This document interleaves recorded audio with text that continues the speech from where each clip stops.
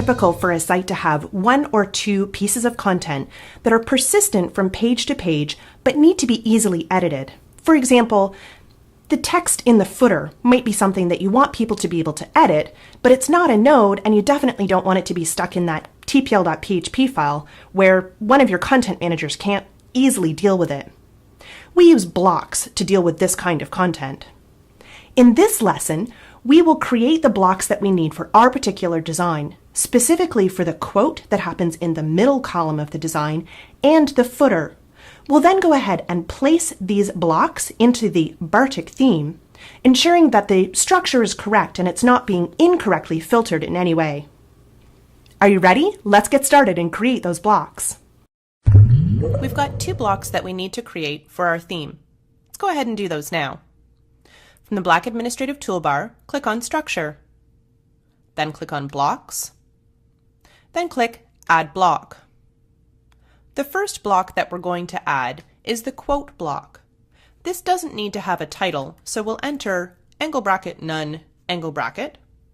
But for the block description, this is used on the administrative side, we do have to put something in.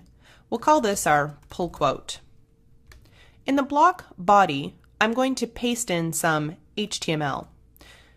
This has got our class names already in it, of large bold and medium ital. Down under the text format, we currently can use block quote, so we should be okay. Let's scroll to the bottom, and under region settings, we're currently in Bartik. Let's place this in sidebar second, just to make sure that all of the HTML pieces are being correctly rendered. Then scroll to the bottom and click on Save Block. Close the overlay, and over on the right-hand side, we should now see our block appear. Hover over the block and go ahead and right-click down and choose Inspect Element. This option should be available by default from both Chrome and in Firefox, which is what I'm using right now. Inspect Element will take you to that place in the rendered HTML of the page. I can see here that my block quote has the class of large bold applied, and the second paragraph, shall we say, has that medium ital class applied. So all of the pieces are in place for the next piece of the theme. The second block that we need to add is for the footer. Let's go ahead and do that now. From the black administrative toolbar, click on Structure. And actually you can go ahead and close that Inspect Element piece as well. Click on Blocks, then click Add Block. Once again, we don't need a block title, so we can enter none. And for the block description, we'll put in the copyright footer.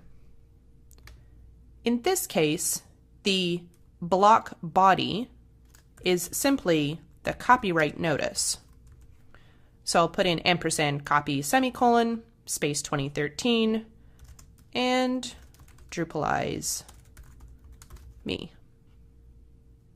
In Bartik, we'll choose a spot to put it in, again, just ensuring that it's rendering the way we're expecting it to. Scroll to the bottom and click Save Block. Close the overlay and then scroll to the bottom to ensure that the new footer is available. And here's our copyright notice appearing here in the footer. So we've now created two custom blocks, one for the quote and one for the footer.